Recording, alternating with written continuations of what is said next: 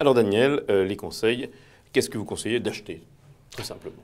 Alors, moi je conseille de rentrer sur des valeurs non pas cycliques mais sur de la value, parce qu'il y a un gros décalage aujourd'hui, de faire attention aux valeurs small et mid cap, qui ont quand même pas mal Il y a une petite progressé. bulle là. Il y a une petite bulle, donc Oui. il faut progressivement s'éloigner un petit peu de ce marché.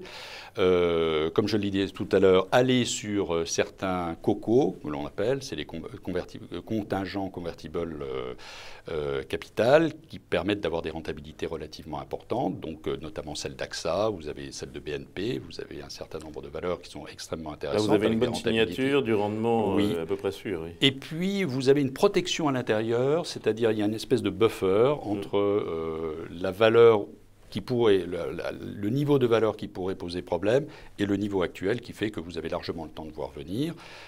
Donc ça, ce sont des recommandations que je peux faire. Après, je dirais qu'une classe d'actifs que nous aimons bien, c'est l'arbitrage de fusion-acquisition. Alors ça, c'est intéressant. Donc vous le faites quoi? Quand c'est annoncé, les valeurs du même secteur? Quand c'est annoncé. Quand c'est Il annoncé. y a énormément de cash dans les entreprises, il y a beaucoup d'argent, et notamment aux États-Unis, mais en Europe également.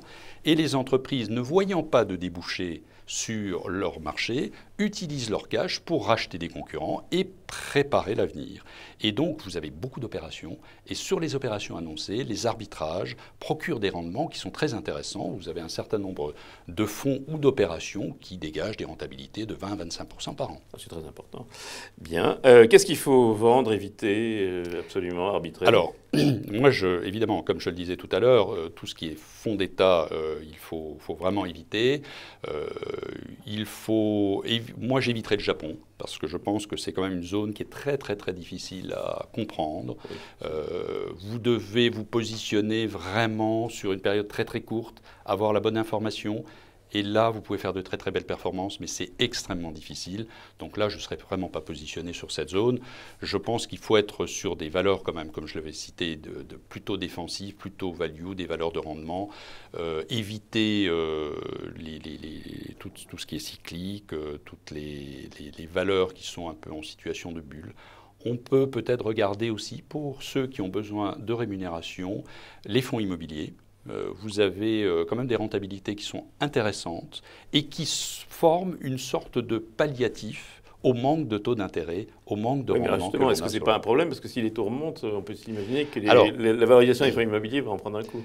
Pas forcément, parce que vous avez un actif qui est généralement positionné dans les bureaux, proche de Paris, qui a une forte rentabilité, et là c'est une valeur de rendement. Un joker, s'il y en avait un? Alors, le joker, ce serait les matières premières. Alors, les matières premières sur les métaux. Et sur les métaux, non Sur les ferreux, on va métaux, dire. Non métaux ferreux. Ferreux. Métaux ferreux. Sur les métaux ferreux. Parce que je pense que la capacité de la Chine à pouvoir rebondir, regardez par exemple le cuivre qui a très fortement baissé, c'est une matière première qui est intéressante, qui commence un peu à rebondir. Chaque maison construite, c'est 200 kg de cuivre. Oui, ça c'est très important. En revanche, comme vous disiez, on ne prend pas les cycliques, vous ne prenez pas les sidérurgiques, les cimentières qui, elles, sont encore en surcapacité? Elles sont un peu en surcapacité. Il y a quand même, je pense, là, ce sont des valeurs un peu traditionnelles qui vont souffrir de l'économie qui est en redémarrage, mais avec un faible train. Je citerai une valeur qui est extrêmement volatile, mais qui, pour moi, est une valeur d'avenir. Le joker, c'est Tesla Motors. Tesla. Eh bien, ce sera le mot de la fin. Daniel, merci. Merci Et beaucoup. rendez-vous la semaine prochaine, même heure, même endroit.